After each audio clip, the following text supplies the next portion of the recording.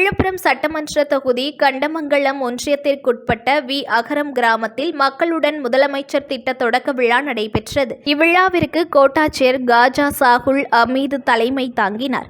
ஒன்றிய குழு தலைவர் வாசன், வட்டார வளர்ச்சி அலுவலர்கள் சிவக்குமார், மணிவண்ணன் ஆகியோர் முன்னிலை வகித்தனர்.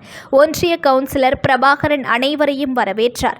விழாவில் டாக்டர் லக்ஷ்மணன் எம்.எல்.ஏ. கலந்து கொண்டு மக்களுடன் முதலமைச்சர் திட்டத்தை தொடங்கி வைத்து வி. அகரம், கள்ளிப்பட்டு, வி. புதூர், வடவாம்பலம், கொங்கராம்பாளையம், பஞ்சமாதேவி ஆகிய ஊராட்சிகளைச் சேர்ந்த பொதுமக்களிடம் கோரிக்கை மனுக்களை பெற்றார். அப்போது அவர் பேசுகையில், உங்களுடைய கோரிக்கைகள் அனைத்து துறை அலுவலர்கள் மூலமாக பெற்று 1 மாதத்திற்குள் தீர்வு காணப்பட்டு நிவாரணம் வழங்கப்படும். மக்களை தேடி அரசு அலுவலர்கள் வருகை புரிந்து உங்கள் கோரிக்கைகளை நிறைவேற்றும் வகையில் சிறப்பான திட்டம் செயல்படுத்தப்படுகிறது. இதுபோன்று ஒவ்வொரு திட்டத்தையும் மக்களின் தேவை அறிந்து முதலமைச்சர் மு.க. ஸ்டாலின் செயல்படுத்தி வருகிறார்.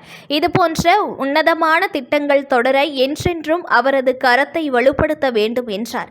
இதில் ஒன்றிய அவைத்தலைவர் அசோக்குமார், துணை செயலாளர்கள் சுந்தரமூர்த்தி, ஷீலா ராஜசேகர், பூங்குன்றம், பொருளாளர் முரளிதரன், ஊராட்சி மன்ற தலைவர்கள் முருகன், செல்வம், சீதா மலையாளம், ஐயனார், லிங்கேஸ்வரி, முருகன், ஒன்றிய கவுன்சிலர்கள் ராஜ்குமார், குணவதி, சிவரஞ்சனி, சரண்யா மற்றும் கிளை செயலாளர்கள் கலந்து கொண்டனர். மாநில சுயாட்சி உள்கட்டமைப்பு வளர்ச்சிக்கு முக்கியத்துவம் கொடுத்து நடத்தி கொண்டிருக்கிற ஆட்சி மாண்புமிகு முதலமைச்சர் தலைமையில் நடத்தி கொண்டிருக்கிறார்.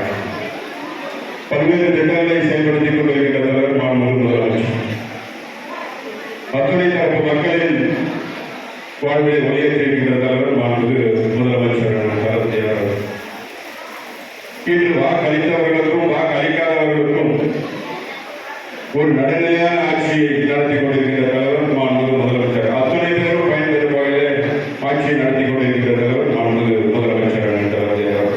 வாக்களித்தவர்களும் நாம் சரியான தலைவருக்கு வாக்களித்திருக்கிறோம் என்ற நிம்மதியோடும், அதேபோல் வாக்களிக்காதவர்களும் என்னடா சரியான நபருக்கு வாக்களிக்காம போயிட்டோம் என்று இருக்கிற தலைவர் மாண்புமிகு முதலமைச்சர் அண்ணன் தலைவர்.